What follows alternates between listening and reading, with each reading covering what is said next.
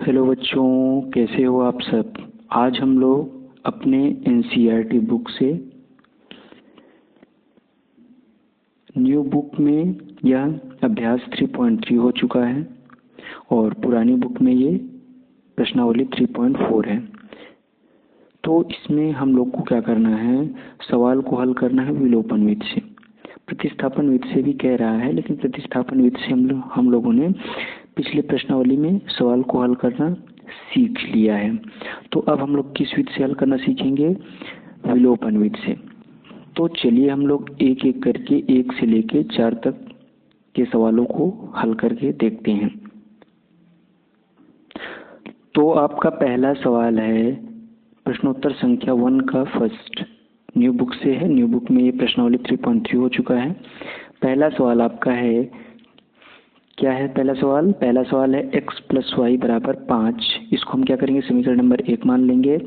और 2x minus 3y बराबर 4, इसको हम क्या करेंगे, समीकरण नंबर 2 मान लेंगे। अब आपको क्या करना है, और समीकरण 1 में अर्थात इस समीकरण में हमें ऐसा ट्राई करना है कि कोई एक चर क्या हो जाए, विलोप हो जाए, या फिर x विलोप हो जाए या फिर y विलोप हो जाए। अच्छा, दोनों चिन्ह अगर सेम रहेंगे तो विलोप नहीं होंगे। एक का चिन्ह पॉजिटिव हो, दूसरे का चिन्ह निगेटिव हो, तब जाके ये विलोप होगा। तो आपको क्या करना है, आपको दोनों को सजाती पद बनाना है, यानी दोनों को सेम करना है। तो ये 3y है तो ये भी 3y हो जाए।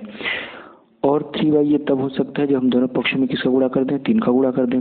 तो समीकरण 1 में 3 का गुणा करके, अच्छा हमें क्या करना पड़ेगा, जोड़ना पड़ेगा, क्योंकि एक प्लस का एक माइनस का है, तो क्या करना पड़ेगा, जोड़ना पड़ेगा। तो गुणा करके समीकरण 2 के साथ जोड़ने पर, तो इसमें हम 3 का गुणा कर दें तो 3x और 3y अपन 3 15, तो 3x प्लस 3y और बराबर आपका क्या हो जाएगा 15। अब दूसरा वाला समीकरण सेम टू सेम हम यहाँ पर उतार लेंगे और क्या कर देंगे, क्योंकि जोड़ने पर है तो जब दोनों को हम जोड़ेंगे तो ये प्लस ये माइनस का तो क्या हो जाएगा, कैंसिल हो जाएगा, विलोप हो जाएगा। अब 3 2 आपका जुड़ेगा तो 3 2 कितना हो जाएगा 5, तो 3 2 आपका 5x हो गया। और 15 में 4 जोड़ेंगे तो 5 4 9 और 1, यानी 15 4 कितना हो जाएगा 19 हो जाएगा। अब क्या करना है, अब ये इधर गुणा में उधर जाएगा, किस में हो जाएगा, भाग में। अब ये पक्षांतर करने का कुछ नियम होता है। नियम आपका ये है कि अगर इधर प्लस का है दूसरी तरफ जाएगा तो माइनस का हो जाएगा, माइनस का है इधर आएगा तो प्लस का हो जाएगा। गुणा में है एक पक्ष से दूसरे पक्ष में जाएगा तो भाग में हो जाएगा, भाग में एक पक्ष से दूसरे पक्ष में जाएगा गुणा हो जाएगा। ऊपर है अगर एक पक्ष से दूसरे पक्ष में जाता है तो कहाँ चला जाएगा, नीचे पहुँच जाएगा। अगर नीचे है तो ऊपर पहुँच जाएगा। वर्ग है एक पक्ष से दूसरे पक्ष में जाएगा तो रूढ़ हो जाएगा। अगर रूढ़ है तो एक पक्ष से दूसरे पक्ष में जाएगा तो क्या हो जाएगा, वर्ग हो जाएगा। अब जो ये x बराबर 19/5 आपका आया है तो इसको हम क्या करेंगे, समीकरण 1 में x बराबर 19/4 रखने पर तो रख दीजिए। आपका समीकरण नंबर 1 क्या है, समीकरण 1 है आपका x प्लस वाई बराबर 5, x प्लस वाई बराबर 5। अब इसमें हम कितना रख देंगे, इसमें हम रख देंगे x की जगह पर 19/4, तो x जब हमने 19/4 रख दिया प्लस वाई बराबर 5। अब इसको पक्षांतर करेंगे, पक्षांतर इधर प्लस का उधर जाएगा हो जाएगा माइनस का हो जाएगा, तो माइनस 19/5। अब दोनों का हम लोग क्या लेंगे, लासा लेंगे, तो इसके नीचे आप 1 मान सकते हैं। 5 और 1 का एलसीएम 5, 1 पंचे 5, 5 पचम 25, या फिर ऐसे समझिए कि लंगड़ी घन 5 पचम 25, 25 माइनस 19/5 ऐसे लिख सकते हैं। तो 5 पचम 25 माइनस 19/5। अब 25 में से 19 आप घटाएंगे, सब्ट्रैक्ट करेंगे तो आपका बचेगा 6 और बटा 5, तो जबकि y की वैल्यू आ गई 6/5। अतः समीकरण के हल 19/5 और 6/5 है। चलिए अब हम लोग प्रश्नोत्तर संख्या पहले का दूसरा प्रश्न की ओर चलते हैं। दूसरा आपका क्वेश्चन है इसका कि 3x प्लस 4y बराबर 10, समीकरण नंबर 1, 2x माइनस 2y बराबर 2, समीकरण नंबर 2। अब देखो हमें क्या करना है, किसी एक चर को विलोप करना है, तो इसको विलोप करना ज़्यादा बेटर होगा। क्यों, क्योंकि एक प्लस का एक माइनस का है। इसको भी आप कर सकते हैं लेकिन वहाँ पर चिन्ह भी बदलना पड़ेगा, तो इसको मैं कहूँगा कि आप इसको करिए, ये ज़्यादा बेटर है। तो इसमें 4 है तो इसमें भी 4 हमें करना है, तो अगर इसमें हम 2 का गुणा कर दें तो 4 हो जाएगा। तो यही लिखेंगे, समीकरण 2 में 2 का गुणा करके समीकरण 1 के साथ जोड़ने पर, तो इसमें 2 का गुणा करेंगे, 2 दूनी 4, 2 दूनी 4, 2 दूनी 4। तो 2 दूनी 4, ये भी 4 और ये भी 2 दूनी 4 हो जाएगा। जोड़ेंगे तो ये प्लस माइनस क्या हो जाएगा, कैंसिल हो जाएगा। अब ये 4 3 आपका कितना हो जाएगा, 4 3 आपका हो गया 7, 4 3 कितना हो गया 7, और 10 4 आपका हो गया 14। अब ये इधर गुणा में उधर जाएगा, भाग में हो जाएगा, और 7 से 14 में भाग देंगे तो 7 दूनी 14, और x बराबर आपका कितना आ गया 2। अब ये जो x बराबर 2 आपका आया है, इसको उठा के समीकरण 2 में रखने पर, अब समीकरण 1 में रख दीजिए चाहे 2 में रख दीजिए, कहने का मतलब चाहे इस समीकरण में रख दीजिए चाहे इस समीकरण में रख दीजिए। तो चलिए हम क्या करते हैं, x बराबर 2 समीकरण 2 में रख देते हैं। तो x जगह पे 2 रखेंगे तो 2 गुणते 2 माइनस 2y बराबर 2, 2 दूनी 4, इधर प्लस का उधर जाएगा हो जाएगा, माइनस 2 में 4 घटाएंगे तो नहीं घटेगा, 4 में से 2 घटाएंगे तो कितना हो जाएगा 2, 4 से घटा उसके पहले माइनस, तो यहाँ भी माइनस का चिन्ह लगेगा, माइनस का 2y, ये इधर गुणा में उधर जाएगा, भाग में माइनस माइनस कैंसिल, 2 एकम 2, तो y की वैल्यू कितनी आ गई 1। अब इस y की वैल्यू उठा के, अच्छा इसमें तो हल हो गया, x और y दोनों का हल हो गया, तो x की वैल्यू 2, y की वैल्यू 1 आ गई। अतः समीकरण के हल 2 और 1 हैं। अब हम लोग चलते हैं प्रश्नोत्तर संख्या 3 की ओर, और 3x माइनस 5y माइनस 4 बराबर 0। अच्छा, इसमें स्टैंडर्ड फॉर्म मानक रूप में दिया है, इसको ऑलरेडी इधर ही रखा है, तो इसको आप उधर ले भी जा सकते हो, नहीं भी ले जा सकते हो, तो स्टैंडर्ड फॉर्म तो यही कहता है, तो आप इसी रूप में ही रखिए। दूसरा दे रहा है 9x प्लस 2y बराबर 7, तो इस समीकरण को इस रूप में लाना पड़ेगा, तो इसको इधर लाएंगे, इधर प्लस का इधर आएगा माइनस का, इधर प्लस का इधर आएगा माइनस का, अर्थात ये दाहिने पक्ष में था, क्योंकि इसके आप बाएं पक्ष में ले जा रहे हैं। क्यों ले जा रहे हैं, क्योंकि हमें इसको मानक रूप में रखना होगा, तभी ये सवाल हल होगा, ठीक है। तो इसको आपको बाएं पक्ष में ले जाना ही पड़ेगा। तो ये हो गया समीकरण 1, ये हो गया समीकरण नंबर 2। समीकरण 1 में 2 तथा 2 में 5 का गुणा करके घटाने पर ऐसा क्यों किया जा रहा है। अच्छा देखिए, शायद अगर हमें y को विलोप करना है तो इसमें ऐसी इसमें इस वाली संख्या का गुणा कर दीजिए और इस वाले में इस वाली संख्या का गुणा कर दीजिए, या फिर इस समीकरण में आप सिर्फ 3 का गुणा कर सकते थे।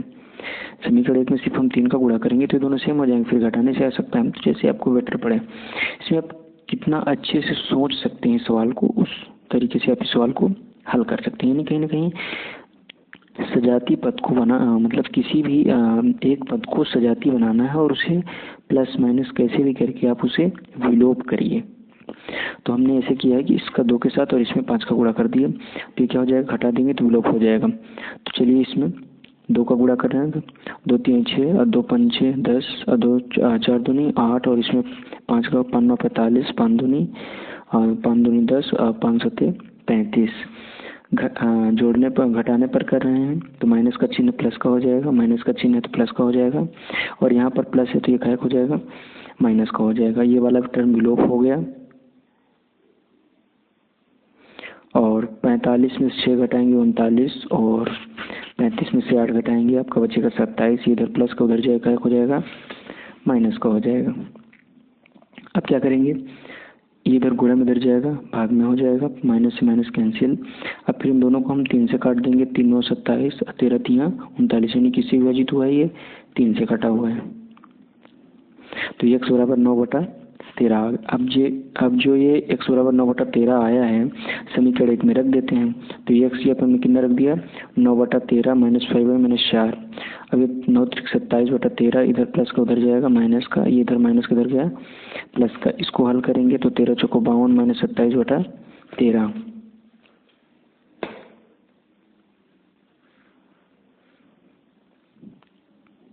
अब ये इधर गुणा में इधर जाएगा भाग में, तो इसे भी इसको नहीं चलते, इसको पहले घटा देते हैं। तो 52 में 27 घटाएंगे आपका बचेगा 25, 25/13, 5 5 25। तो y की वैल्यू कितनी आ गई, माइनस की 5/13। ये माइनस उधर चला जाएगा।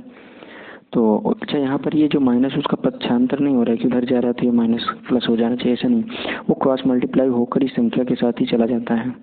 तो माइनस अगर गुणा के साथ में है तो इस वजह से भाग डिवाइड हो रहा है, तो माइनस और प्लस का भाग माइनस ही आता है, तो इस वजह से माइनस है वहाँ पे। अब है प्रश्नोत्तर संख्या 1 का चौथा पहला आपका समीकरण है x/2 + 2y/3 बराबर -1। अब इसको हम स्टैंडर्ड फॉर्म में लिखेंगे अर्थात मानक रूप में लिखेंगे। तो दोनों अभाज्य संख्या है, तो अभाज्य संख्या का मासा उन संख्या के गुणनफल के ही बराबर होता है। तो इसका मासा लासा कितना होगा, सॉरी लासा, तो इन दोनों का लासा कितना होगा, 6 हो जाएगा। अब 2 एकम नहीं, सॉरी 3 एकम 3 हो जाएगा और 2 दूनी 4 हो जाएगा और 6 एकम 6। तो 3x + 4y बराबर -6 समीकरण नंबर 1। और दूसरा इक्वेशन आपका यहाँ से बन जाएगा x - y/3 बराबर 3 दिया है। इसको स्टैंडर्ड फॉर्म अर्थात मानक रूप में लिखेंगे तो 3 एकम 3 अर्थात 3x - y और नीचे आपका 3 रहेगा ही और ये आपका 3 हो गया इधर का। अब क्रॉस मल्टीप्लाई करेंगे तो 3 त्रिका 9 हो जाएगा, 3 त्रिका 9 हो जाएगा। अब 3x - y और ये 3 त्रिका 9 समीकरण नंबर 2 हो गया। समीकरण 1 में 2 क्या कर देते हैं, घटा दें। क्यों घटा दें, क्योंकि देखो ये वाला उतने प्लस का है, ये भी प्लस का ही है, तो इन दोनों को हम क्या कर सकते हैं, आपस में विलोप कर सकते हैं। तो चिन्ह बदलेंगे तो पहला टर्म क्या हो जाएगा, विलोप हो जाएगा। और ये आपका 4 है और यहाँ पर 1 है, तो 4 1 कितना हो जाएगा, 5 हो जाएगा। क्यों, क्योंकि प्लस प्लस जुड़ता है, प्लस का चिन्ह लिखते हैं और इधर माइनस माइनस भी जुड़ता है, माइनस का ही चिन्ह लिखेंगे। तो 9 6 कितना हो जाएगा, 15। अभी इधर गुणा में इधर जाएगा भाग में, 5 3 15, तो y की वैल्यू कितनी आ जाएगी, -3। अब ये जो y की वैल्यू y है उठाकर हम समीकरण में रख देते हैं, तो y की जगह -3 रख देंगे। 3 चौको 12, इधर माइनस का इधर जाएगा, हो जाएगा प्लस का, 3 चौको 12 प्लस माइनस माइनस, इधर माइनस का इधर रहेगा जाएगा तो क्या हो जाएगा, प्लस का हो जाएगा। और इधर माइनस का 6 है ही, 12 में 6 घटाएंगे 6 और इधर गुणा में इधर जाएगा भाग में, अर्थात 2 3 दूनी 6। तो x की वैल्यू कितनी आ जाएगी, 2। देखिए आपका दूसरा जो प्रश्न है इसमें कह रहा है कि निम्न समस्याओं में रैखिक समीकरणों के युग्म बनाइए और उनके हल यदि उनका अस्तित्व हो विलोपन विधि से ज्ञात कीजिए। तो पहला क्वेश्चन कह रहा है कि यदि हम अंश में 1 जोड़ दें, यदि हम अंश में 1 जोड़ दें और हर में 1 घटा दें तो भिन्न 1 में बदल जाती है। अर्थात इसमें कह रहा है कि मान लीजिए अगर हम सपोज करिए मान लेते हैं भिन्न x/y मान लेते हैं और ये शर्त ये कह रही है कि उसके अंश में हम 1 घटा दें और हर में 1 जोड़ दें तो भिन्न 1 हो जा रही है। तो पहला शर्त तो ये कह रहा है। दूसरी शर्त यह कह रही है कि यदि हर में 1 जोड़ दें तो वह 1/2 हो जाती है, यानी सिर्फ हर में ही जोड़ना है, अंश की बात ही नहीं कर रहा। तो हर में आप 1 जोड़ दीजिए और भिन्न कितना हो जाएगा, 1/2। जैसा कि अगर वो कह रहा है कि अगर हमने माना है भिन्न x/2 x/y, अब इसमें कह रहा है कि उसने सिर्फ हर में ही 1 जोड़ा है और भिन्न 1/2 में बदल गई। तो दूसरी शर्त ये कह रही है, तो प्रथम शर्त ये हो गई और दूसरी शर्त ये हो गई। अब इसको हम कुछ इस तरीके से लिखेंगे, माना भिन्न x/y है। प्रथम प्रश्न अनुसार भिन्न आपकी x/y थी और हमने अंश और हर दोनों अंश में हमने 1 जोड़ा है और हर में 1 घटा दिया है, तो किसके बराबर हो जा रही, 1 के बराबर हो जाएगी। तो ये प्रथम शर्त अनुसार या प्रश्न अनुसार लिख सकते हैं। अब 1 का किसी भी संख्या के साथ मल्टीप्लाई करेंगे तो वही सेम संख्या यहाँ पर आ जाएगी और इसका इसके साथ मल्टीप्लाई करेंगे तो कितना आ जाएगा, यही सेम टू सेम आ जाएगा। अच्छा, अब क्या करेंगे, इसको हम मानक रूप में लाएंगे। मानक रूप क्या होता है, मानक रूप होता है किसी भी समीकरण का जो मानक रूप होता है वो तो होता है ax + by = c। ये उस समीकरण का मानक रूप हो गया। अब इस समीकरण को मानक रूप में लाने का प्रयास करेंगे तो ये इधर प्लस का इधर आएगा माइनस का, इधर प्लस का उधर गया माइनस का हो गया। तो 1 1 कितना हो गया, अर्थात 1 1 2 हो गया, माइनस में जुड़ता है, माइनस का चिन्ह लिखते हैं। तो आपका ये हो गया समीकरण नंबर 1। पुनः प्रश्न अनुसार दूसरी शर्त क्या कह रही है, दूसरी शर्त ये कह रही है कि यदि हम सिर्फ हर में ही 1 जोड़ते हैं तो भिन्न किस में बदल जाती है, 1/2 में बदल जाती है और भिन्न आपने x/y माना था। तो इसमें भी क्या करेंगे, क्रॉस मल्टीप्लाई कर देंगे। क्या कर देंगे, क्रॉस मल्टीप्लाई, इसको बोलते हैं तिर्यक गुणा करने पर, तिर्यक गुणा करने पर। तो देखिए 2x इधर से हो जाएगा और किसी भी संख्या के एक साथ करेंगे तो वही आ जाएगा, इधर प्लस का इधर गया माइनस का, तो 2x - y = 1 समीकरण नंबर 2। अच्छा, अब क्या कर देते हैं हम, समीकरण 1 से, क्योंकि ये माइनस का है y और ये भी माइनस का y है, तो पद तो सजाती हैं लेकिन हमें कैंसिल करना है, विलोप करना है, तो चिन्ह अलग अलग होने चाहिए। तो इस वजह से इसको क्या कर देते हैं, घटा देते हैं। तो समीकरण 1 तथा 2 को घटाने पर, तो पहला समीकरण x माइनस y बराबर -2 और दूसरा है 2x माइनस वाई बराबर 1। चिन्ह बदलेंगे, यहाँ पर प्लस का चिन्ह छिपा है तो प्लस का माइनस, माइनस का प्लस, यहाँ भी प्लस का चिन्ह छिपा है तो प्लस का क्या हो जाएगा, माइनस हो जाएगा। y आपका पद क्या हो गया, विलोप हो गया। अब यहाँ से 2 से एक एक्स घटा देंगे तो -x बचेगा और -2 और -1 मिलकर -3 हो जाएगा। माइनस से माइनस कैंसिल, तो x बराबर आपका कितना आ जाएगा, 3 आ जाएगा। अब समीकरण 1 में रखने पर, अर्थात ये जो x बराबर 3 आया है इसको उठा कहाँ रख देंगे, समीकरण नंबर 1 में रख देंगे। तो x या हमने कितना रख दिया, 3 माइनस वाई बराबर -2, इधर प्लस का उधर जाएगा, माइनस का 3 2 कितना हो जाएगा, 5 हो जाएगा। अब माइनस में जुड़ता है, माइनस का चिन्ह लिखते हैं, अर्थात संख्याएं आपस में जुड़ जाएंगी लेकिन जो चिन्ह आएगा माइनस का ही आएगा। तो माइनस से माइनस भी कैंसिल हो जाएगा, तो y बराबर कितना आ जाएगा, 5 आ जाएगा।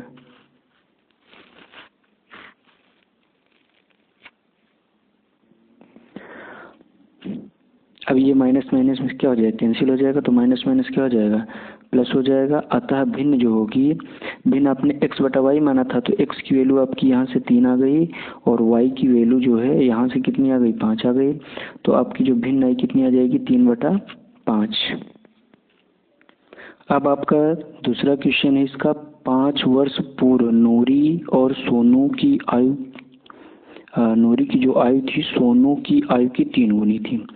अर्थात हमें तो पता ही नहीं, तो हमें जब नहीं पता है तो हम क्या करेंगे, सपोज करिए हमने जो है नूरी की आयु हमने कितनी मान ली, x मान लिया, और सोनू की आयु हमने कितना मान लिया, y मान लिया। फिर कह रहे कि जब 5 साल पहले, जब 5 साल पहले की बात करेगा तो 5 साल दोनों में क्या कर देंगे, हटा देंगे। और जब 5 साल पहले की जब बात हो रही थी, जो नूरी की जो एज थी, जो नूरी की एज थी 5 साल पहले, वो सोनू की आयु का 3 गुना था। तो का की जब चिन्ह आता है, गुणा आता है। तो जो पहला इक्वेशन आपका बन जाएगा x minus Y 3 Y minus 5। तो ये प्रथम शर्तानुसार आपको पढ़ने से ये पता चला। आगे ये कह रहा है कि 10 वर्ष पश्चात यानी बाद में नूरी की आयु सोनू की आयु की 2 गुनी हो जाएगी और सोनू की आयु कितनी है, अर्थात आपको बताना नूरी और सोनू की आयु कितनी है।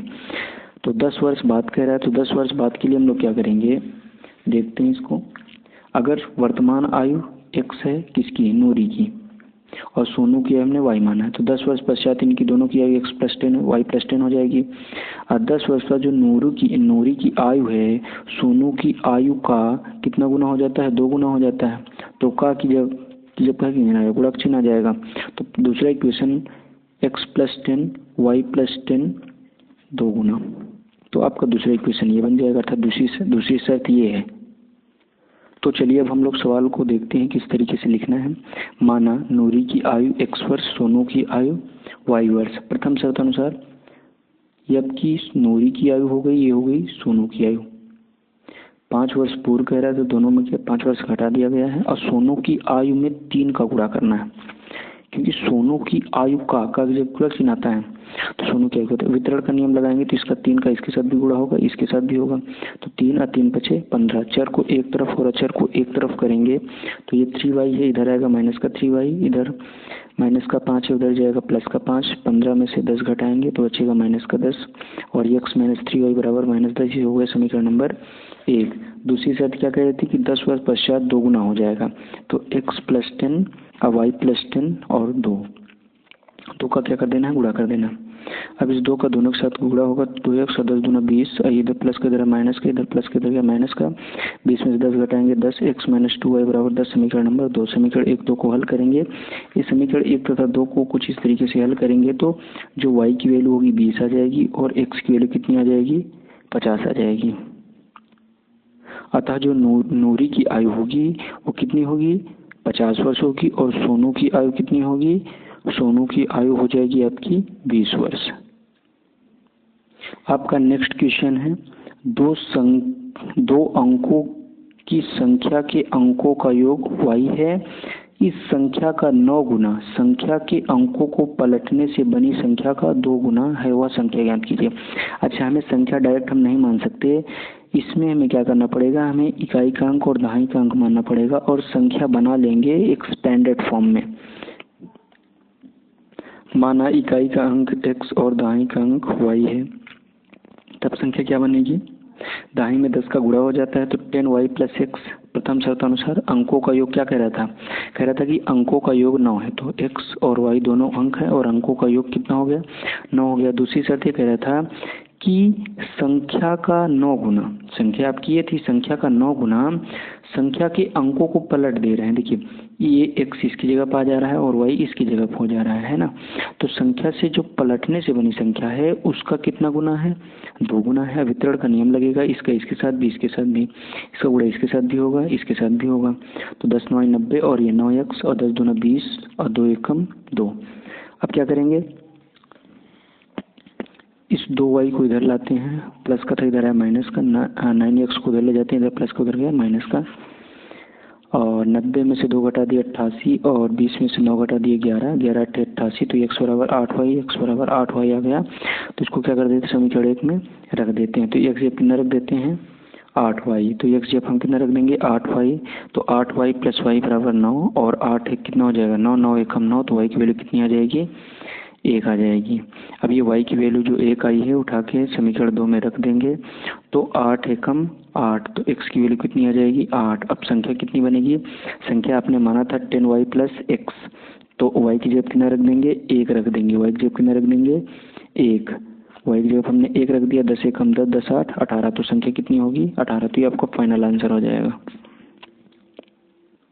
आपका नेक्स्ट क्वेश्चन है, मीना ने 2000 रुपये निकालने के लिए एक बैंक गई, उसने खजांची से 50 और 100 रुपये के नोट देने के लिए कहा कि भैया मुझे 50 और 100 के ही नोट चाहिए। अच्छा, मीना ने कुल 25 नोट प्राप्त किए, अर्थात खजांची ने उसे 25 नोट दिए।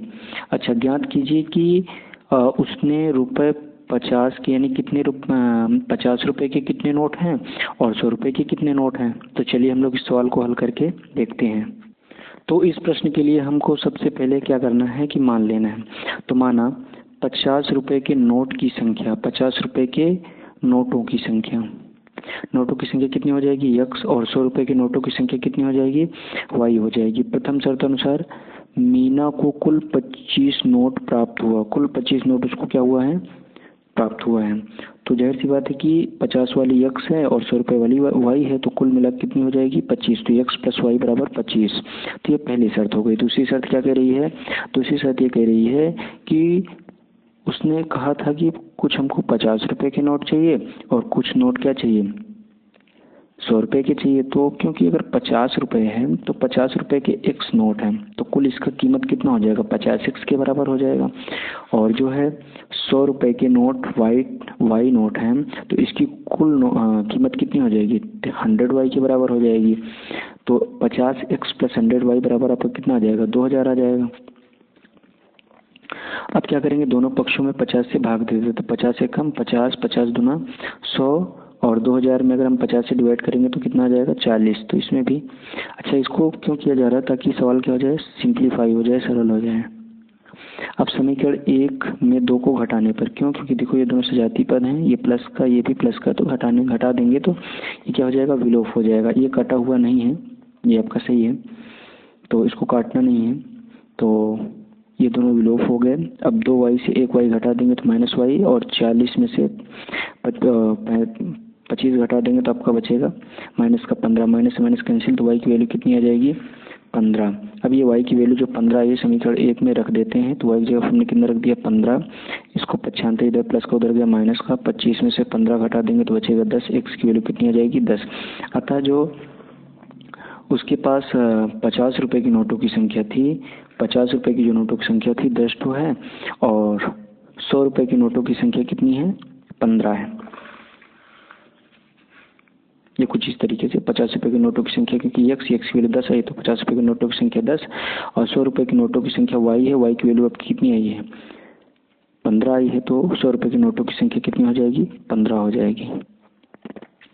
आपका नेक्स्ट क्वेश्चन है, किराए पर पुस्तक देने के लिए किसी पुस्तकालय की प्रथम 3 दिनों का नियत किराया है। नहीं, 3 दिन का किराया तो फिक्स ही भैया, इतना ही लगेगा। तो हम लोग इसको क्या करेंगे, मान लेंगे कि माना 3 दिन का जो नियत किराया है उसको x मान लेते हैं, y मान लेते हैं, जो भी सवाल कहेगा उसी हिसाब से कर लिया जाएगा।